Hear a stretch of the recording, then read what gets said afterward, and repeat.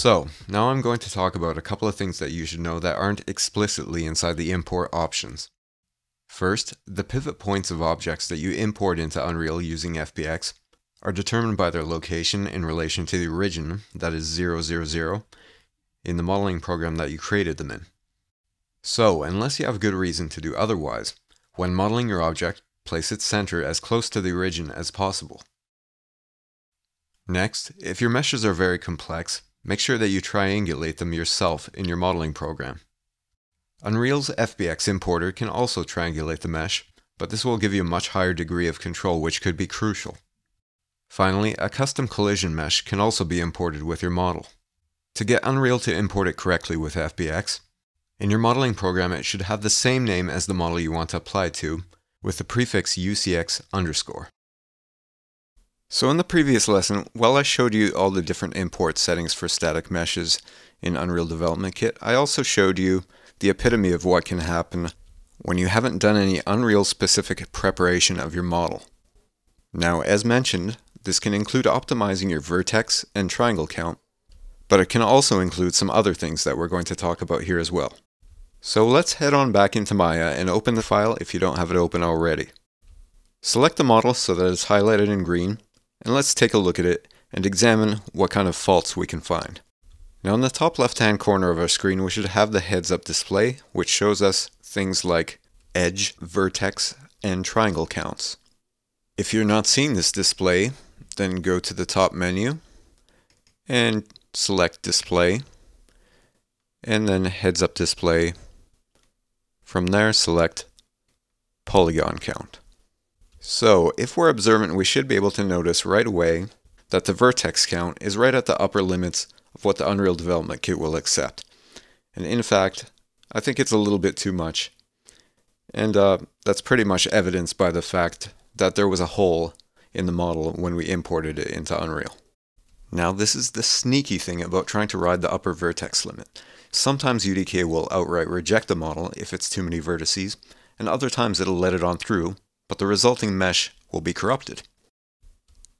So we should always be examining our models, trying to make them as efficient as possible. And what are some ways that we can make this mesh more efficient? Well, if we look at the triangle count, you'll notice that it's actually lower than the vertex count. Now think about that for a second.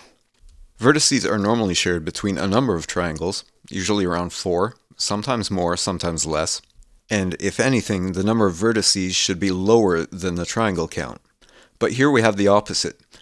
So we can tell from this that many of our vertices are actually duplicates, and we can get rid of them. So, how do we do this? Well, it sounds like a complicated procedure, but luckily, it isn't. It does, however, require some care and a keen eye.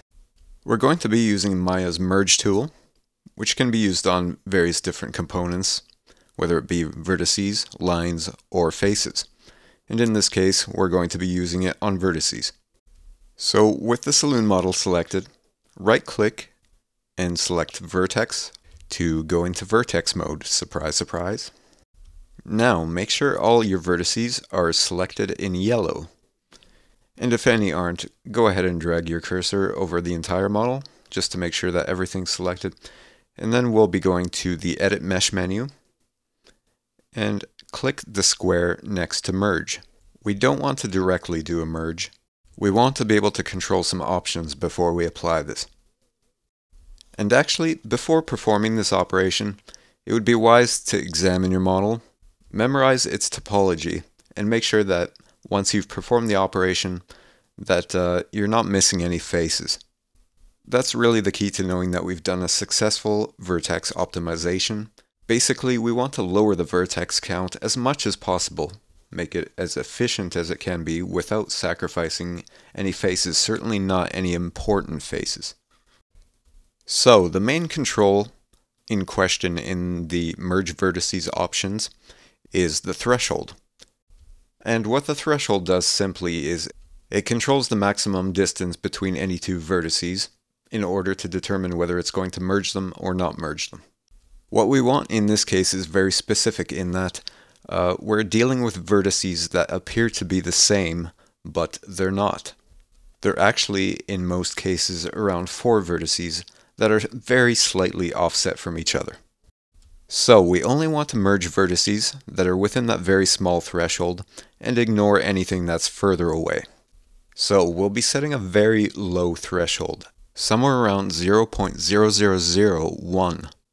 But again, I highly suggest that you double check your model after.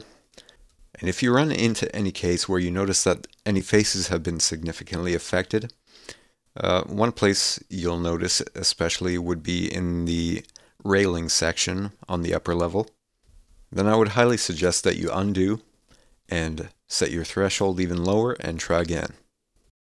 So with our model zoomed in nicely on the potential trouble area of the railing, we'll hit merge and have a look, and everything is pretty nicely preserved. So we'll take a look at the heads-up display, and indeed the vertex count is now lower than the triangle count.